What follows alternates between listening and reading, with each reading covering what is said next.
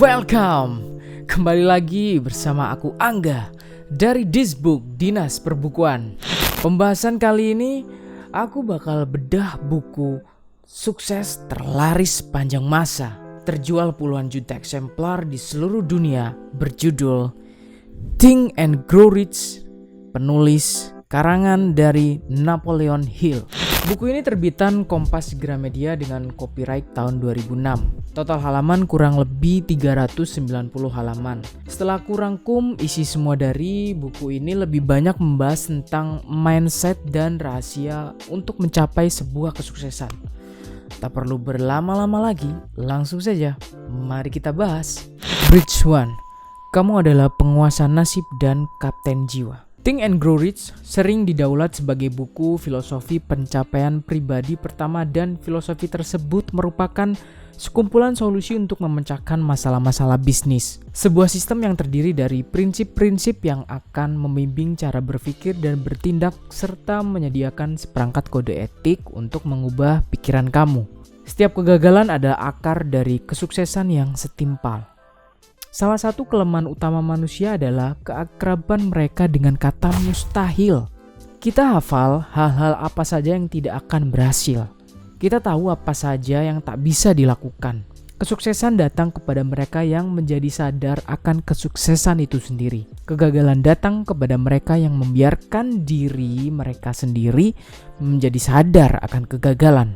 Kelemahan lain yang ditemukan pada sebagian besar orang adalah kebiasaan mengukur setiap hal, setiap orang dengan penilaian dan keyakinan mereka sendiri. Beberapa dari kamu mungkin sulit membayangkan diri mereka benar-benar bisa berpikir dan menjadi kaya karena kebiasaan berpikir mereka tertanam terlalu dalam pada kemiskinan, penderitaan, kegagalan, dan kekalahan. Semuanya hanya soal sudut pandang dan kebiasaan. Hal sama juga berlaku terkait keyakinan apa yang kamu miliki tentang potensi seseorang. Kalau kamu terbiasa memandang hidup hanya dari sudut pandang sendiri, kemungkinan kamu akan terjebak meyakini bahwa keterbatasan kamu adalah standar acuan yang bisa dipakai untuk mengukur semua keterbatasan, meskipun kenyataannya tidak.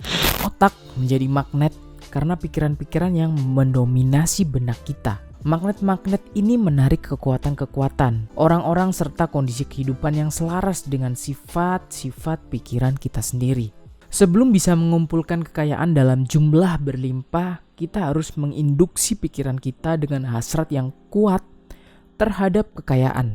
Kita harus menjadi sadar uang sampai hasrat akan uang mendorong kita merumuskan rencana yang mantap untuk mendapatkannya.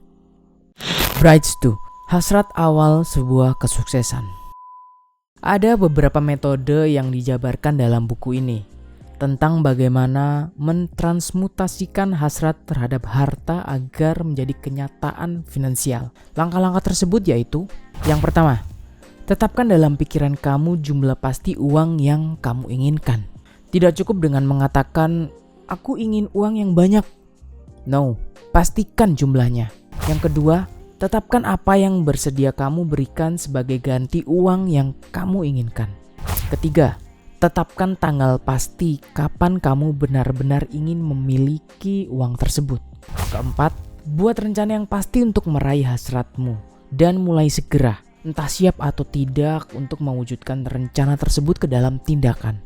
Dan yang terakhir, tulis semuanya. Buat pernyataan yang jelas dan ringkas tentang berapa jumlahnya, kapan waktu yang kamu inginkan untuk mendapatkan itu. Setelah itu baca pernyataan tertulis itu keras-keras 2 kali sehari, sekali sebelum beristirahat di malam hari dan sekali ketika bangun pagi. Lihat, rasakan, dan yakinkan bahwa diri kamu seakan-akan sudah memilikinya. Bagi yang berhasrat mengumpulkan kekayaan, ingatlah bahwa para pemimpin sejati di dunia adalah mereka yang menjaring serta mengolah kekuatan peluang yang tak berwujud dan tak terlihat agar lebih mudah dimanfaatkan. Para pemimpin adalah mereka yang mengubah peluang-peluang tersebut menjadi gedung pencakar langit, kota-kota, pabrik, transportasi, hiburan, dan semua jenis kenyamanan yang membuat hidup lebih mudah, cepat, lebih baik, dan lebih menyenangkan. Dalam merencanakan dan memperoleh kekayaan, jangan biarkan orang lain membuat kamu menjadi gentar untuk bermimpi. Untuk memenangkan taruhan besar di dunia yang terus berubah ini, kamu harus menangkap semangat hebat pada pionir di masa lalu. Semangat yang menjadi nyawa dunia, kesempatan yang diberikan untuk mengembangkan dan memasarkan bakat kita. Hasrat membara untuk menjadi dan melakukan adalah langkah awal bagi para pemimpi. Mimpi tidak muncul dari rasa cuek, kemalasan, atau ketiadaan ambisi. Jika hal yang kamu ingin lakukan benar dan kamu meyakini, silakan lakukan saja. Tidak perlu memikirkan apa kata mereka jika kamu mengalami kegagalan sementara. Mereka mungkin tidak tahu bahwa setiap kesulitan membawa benih-benih keberhasilan yang sebanding. Bright Tree, meyakini kemampuan diri sendiri. Keyakinan adalah unsur kimia yang utama dalam pikiran. Ketika keyakinan digabungkan dengan pemikiran, alam bawah sadar akan langsung menangkap getaran tersebut dan menerjemahkannya menjadi wujud spiritual, serta mentransmisikannya menjadi kecerdasan tak terbatas. Emosi seperti keyakinan, cinta, dan seks adalah yang paling kuat di antara semua emosi positif utama lainnya. Ketika dicampur, ketiganya akan menciptakan efek mewarnai getaran ide dengan cara sedemikian rupa sehingga getaran tersebut langsung mencapai alam bawah sadar.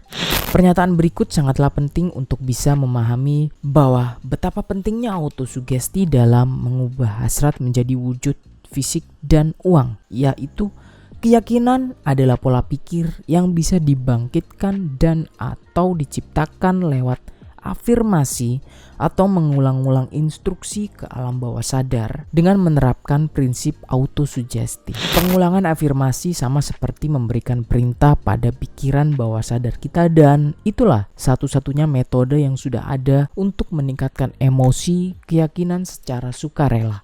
Ada jutaan orang yang percaya mereka sudah ditakdirkan hidup miskin dan gagal akibat dirundung sesuatu yang mereka sebut nasib buruk, yang menurut mereka tak bisa mereka kendalikan. Namun kenyataannya merekalah yang menciptakan nasib buruk mereka sendiri. Karena kepercayaan negatif tentang nasib buruk ini akan ditangkap oleh alam bawah sadar dan diterjemahkan ke dalam bentuk fisik. Kepercayaan atau keyakinan kita adalah elemen yang menentukan tindakan alam bawah sadar. Sangatlah penting bagi kamu untuk memastikan bahwa emosi-emosi yang mendominasi benak kamu adalah emosi positif. Akan tetapi keyakinan pada diri sendiri tidak lahir hanya dari membaca instruksi. Karena sekarang sudah paham teorinya, kamu harus mulai mengaplikasikannya. Dengan bereksperimen dan berlatih, kamu akan mengembangkan kemampuan menggabungkan keyakinan dengan semua pesan perintah yang kamu berikan ke alam bawah sadar diri kamu. Saat kamu sudah yakin, kamu bisa memberikan instruksi pada alam bawah sadar kamu yang akan diterima dan ditindaklanjutin secara langsung. Jika pikiran kamu didominasi emosi positif, akan muncul pola pikir yang dikenal dengan istilah keyakinan.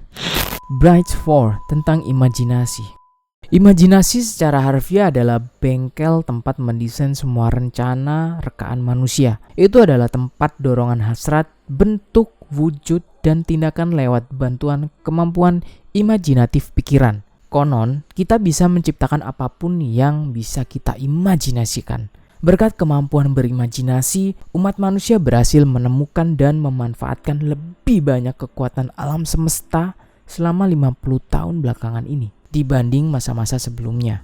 Dan bahkan semua yang telah kita raih, kita masih belum mendekati titik batas dari apa yang bisa kita capai. Kita belum mencapai puncak pengembangan dalam hal pemanfaatan kemampuan imajinasi kita tersebut. Rasanya seolah kita baru sampai pada mengetahui bahwa kita punya imajinasi dan telah menggunakannya dengan cara yang paling mendasar.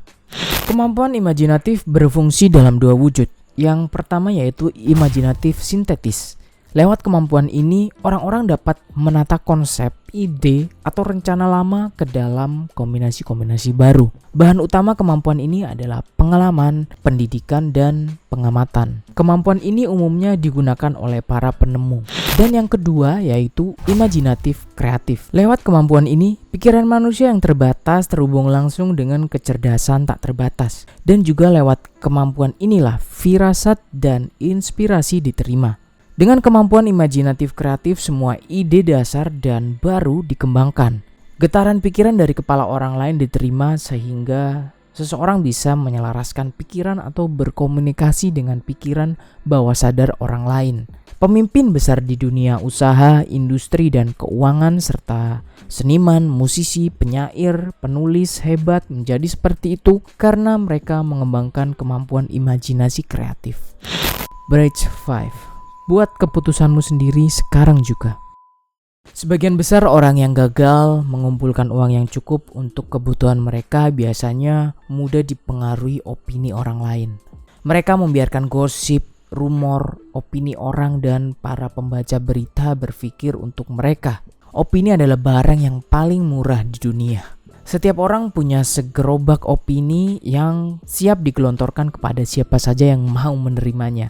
Jika terpengaruh oleh opini ketika mengambil keputusan, kamu tidak akan berhasil dalam segala pekerjaan. Apalagi kalau kamu terpengaruh oleh opini orang lain, kamu tidak akan memiliki hasratmu sendiri. Otak yang cakap jika dipasarkan secara efektif merupakan modal yang lebih bernilai daripada modal berupa uang yang diperlukan untuk menjalankan sebuah usaha. Ini karena otak adalah bentuk modal yang tidak dapat turun nilainya karena depresi, dicuri, ataupun habis. Terlebih lagi uang yang diperlukan untuk menjalankan sebuah bisnis sama tidak berartinya dengan pasir di gurun sampai dicampur dengan otak yang efisien.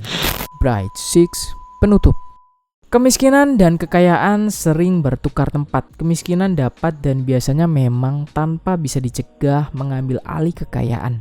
Ketika kekayaan menggantikan kemiskinan, perubahan ini biasanya adalah hasil dari rencana yang dipersiapkan dan dilaksanakan dengan baik. Kemiskinan tidak membutuhkan rencana. Kemiskinan tidak perlu bantuan siapa-siapa. Karena kemiskinan itu kuat tanpa ampun. Kekayaan pemalu dan penakut. Kekayaan harus ditarik.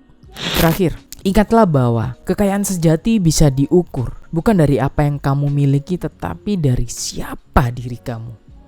Jangan lupa tonton video-video rangkuman buku yang lain di channel Disbook Dinas Perbukuan. Baiklah kalau begitu, aku Angga dari Menteri Disbook Dinas Perbukuan pamit. Assalamualaikum warahmatullahi wabarakatuh. Om Swastiastu. Namo Buddhaya. Salam kebajikan.